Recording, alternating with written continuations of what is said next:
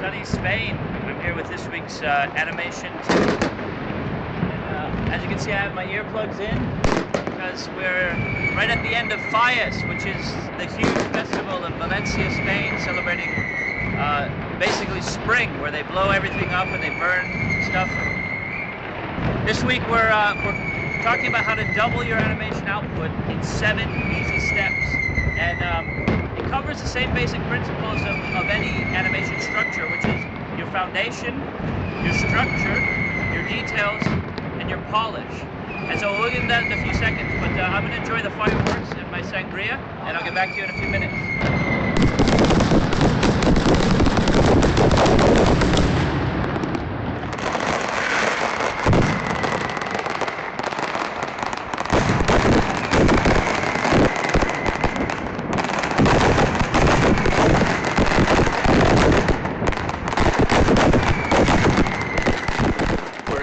Where it's slightly more calm, and this week we really have a lot to cover, so pardon me if I go a bit fast and I refer to my notes a lot because I don't want to miss anything. This is very important. Now, if you signed up for my free newsletter, then you've probably already gotten this in PDF form.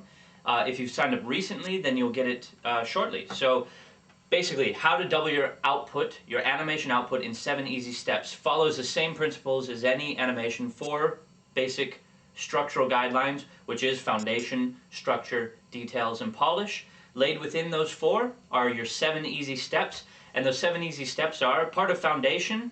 You have the first 4. You have orientation and pre-planning, imagineering, inspiration, and planning. That's your foundation. Structure, you have blocking.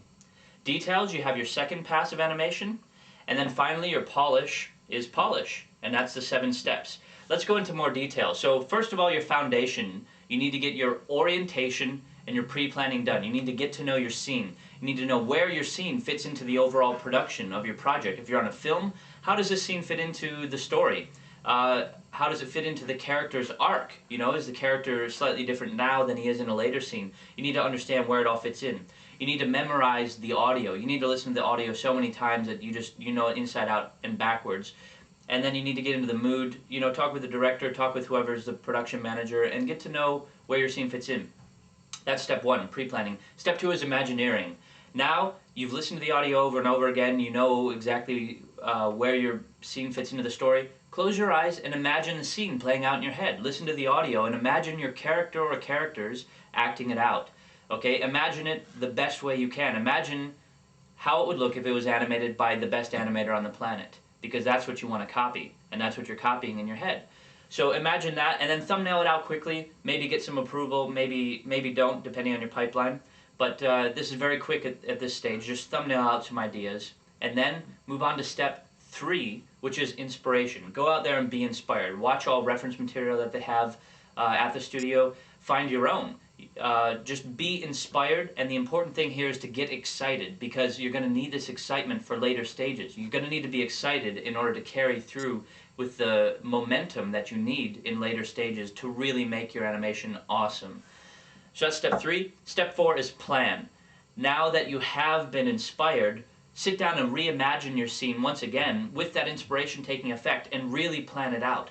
Really imagine it down to the specific details, and draw out your thumbnails and actually plan your staging, your silhouette, and you know, the 12 principles of animation start to apply here, and that's where you start applying staging, silhouette, and also appeal. And you want to get your key poses, your storytelling poses, set and down, and also some of your extremes, which is where direction changes. Okay, so this is your basic planning. And that's it for the foundation stage. Those are your 4 steps: orientation and pre-planning, imagineering, inspiration, and then planning. Okay, so those are the 4 steps. Now guess what? We're moving on to step 5, which is blocking, and that's part of structure. We're 70% done with these steps, and we haven't even touched our 3D package, okay? So that's a lot of work that we do before we even sit down in front of the computer to animate. A lot of work needs to be done. So structure, step 5 is blocking. Now, what I want you to do is, in order to do this properly, and to do it justice, and to do it quickly, which is what we really want to do here, you need to unplug, remove all distractions. If you're listening to music, turn it off. Leave your headphones in, but turn off the music, Close your email application, close your messenger application, turn off your cell phone, your pager, everything. Close the door if you can, because you need to focus on blocking. Now I want you to sit down and I want you to block. Go through your blocking pass without any distractions, without any stopping. Just do it. Be a machine, okay? As they say in Spain, todo máquina. Be a total machine and just do it. Just bulldoze through it. And go as far as you want with the blocking, you know, add in a bit of detail, but you need to at least be able to tell the story. We're not so much expressing emotion at this stage, but you need to at least tell the story that needs to be told in your scene through the blocking. It should be developed to that stage. Blocking should incorporate squash and stretch. It should actually be in your blocking stage. Your staging or framing, positioning, appeal of pose, appeal of character, timing should be worked out during the blocking stage, and also clarity. Is it clear what is happening in the scene? And that's in addition to your silhouette, which we cover in the first stage.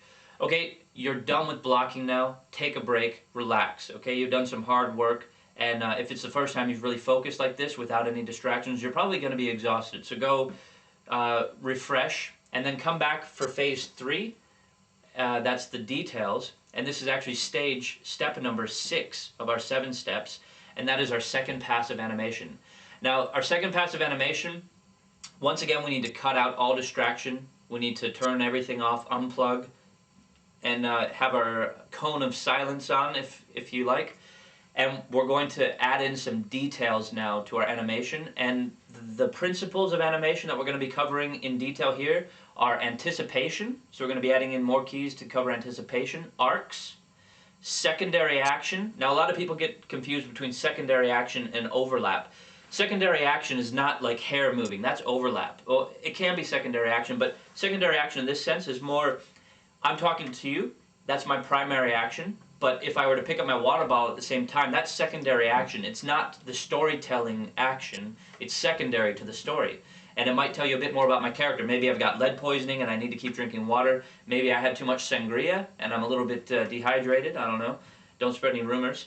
But that's secondary action, okay? So don't confuse that. So we're covering anticipation, arcs, secondary action, also the ease in and ease out, slow in, slow out. So if you block using stepped keyframes, now is the time to spline.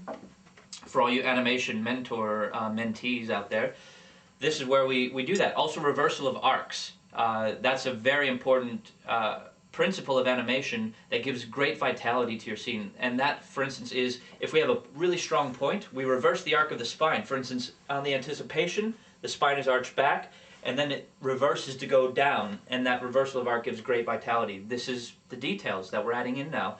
And also your timing, you want to really refine your timing, and then overlap and follow through. You want to start incorporating some of that, but not too much, because we still want to keep our keys on one frame so that all of our poses are pretty much on one frame. So if the director changes anything, we can go in, we can change it without too much of a headache. Now, don't lose focus at all until you finish this stage. Then once you've finished, once again, take a break, relax, step back from your animation for a little bit, go play ping pong or, you know, table tennis, I don't know, whatever they have at your studio, hopscotch, and also get your director's approval, because you want to be sure that the director agrees with where you're headed with the scene, because you put a lot of work in, and the next stage, which is polishing, is going to really mess things up. So you want to be sure your director is okay and is with you before you go on to the next stage. But take a break, relax. You've done another truckload of work, and this kind of focus can really take a lot out of you, so you might be a bit tired. Go and have a Coke, a coffee, whatever. I don't know what you do to recharge, but do it now. Then come back for the final stage, phase 4 of our animation, which is polish. And it's step 7, which is polish, of course.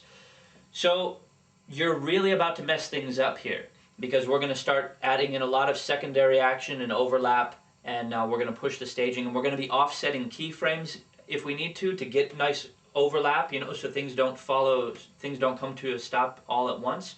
We're really messing things up, so make sure your animation is exactly how you want it before you start polishing. But once you do, again, we need laser focus. Just cut out all distractions and get down to it, and do not stop until you finish. Don't stop animating to correct your workmate's Star Wars quotes, you know? do it because you've uploaded all this information into your brain. You've uploaded the story, the character arc, all the different characters. You've got all this weight, timing, all these animation principles floating around your head, and they're in there interacting. And if you break your concentration to tell someone some trivial matter or to answer an email or a phone call or anything, then you have to re-upload all that stuff, and that's where animation really takes way more time than it needs to, okay? I just finished animating 45 seconds of animation, 3 characters, and I did that in 8 days, okay? 3 characters, full action, full acting, dialogue in Spanish. I don't speak Spanish. And I did it in 8 days. How did I do that? Because I focused. I did it in laser chunks, okay? And this focus is what is also called the zone. I'm sure you've heard of people talking about, oh man, I'm in the zone. Pardon my cold. It's a byproduct of working 24 hours a day. But anyway, I'm sure you've heard people say, I'm in the zone, and this is what the zone is. We don't have time to talk in detail about the zone, but the zone is laser focus without distractions for a period of time. At least 2 hours is what you need if you want to call it the zone, okay? And you will be amazed at how much work you can get done when you're in the zone and how quickly, and also the quality of work will be just astounding, okay? When you work in the zone, this is the kind of stuff that you're going to put on your reels and it's going to stand out above everyone else's, okay? And this is the true secret of great animators, okay?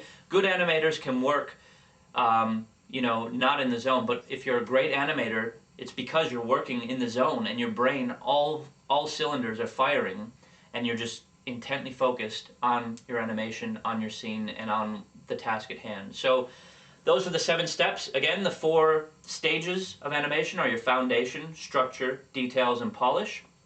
Within those 4 stages, within the foundation, we have the first 4 steps, which is orientation and pre-planning, imagineering, inspiration, and planning. That make up your foundation. Then we have the structure, which is blocking. Then we move on to details, which is our second pass of animation. And then we move on to polish, which is the final stage, polishing, okay? And in each one of these, you want to enter into the zone a little bit, okay? And if you do that, I guarantee you're going to double your animation output, and you're going to really increase your quality. You're going to be blown away by the kind of animation you yourself are able to produce. So go ahead and try it out and leave me a comment. Let me know how this works out for you. If you have some other ideas, you know, I've been getting a lot of great feedback on my other tutorials, and it's really good stuff to hear, and I'm going to be incorporating it into some other stuff that I'm building.